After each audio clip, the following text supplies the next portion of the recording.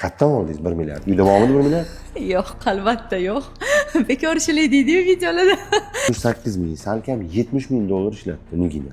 To'g'rimi? Shu koinot go'zali.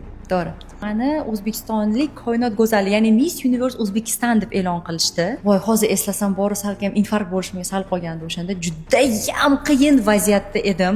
Kerakli darajada O'zbekistonning nomini olib chiqib, hech bo'lmasa qandaydir o'rinda qaytib kelish uchun salkam 200 ming dollardan oshiq pul kerak edi bizga.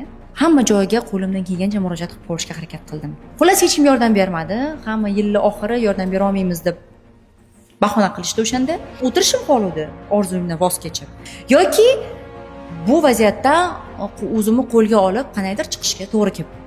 Uy bor edi, mashina bor edi, hammasini berdim. Biznesimdan pul chiqardim. O'zimni reklamniy kontraktlarimdan naперёд hammasini yig'ib oldim. Tabiiy o'rtoqlarimiz bor edi. Ular ham pul ajratib berishdi. Xullas, bor kuchimni milliard foizni men shu narsaga sarfladimki, u ham kamlik qilib kredit olishga majbur bo'ldim. Lekin kredit men hech qachon undan oldin olmaganman. Shuning uchun aynan bu проверенный bank, ya'ni o'zim ishonadigan, o'zim ishlatib yuradigan bank bo'lish kerak edi. Bu savolga men katta mas'uliyat bilan yondashdim. Anchadan beri ishlatib keladigan bankim bu, ya'ni TBC. Shu uchun aynan ularning ilovasiga kirib ko'rganimda, aynan mana shu 100 milliongacha uy mashinani garovga qo'ymagan holda kredit olish mumkin bo'lgan ekan. Endi 100 milliongacha bu yaxshi summa.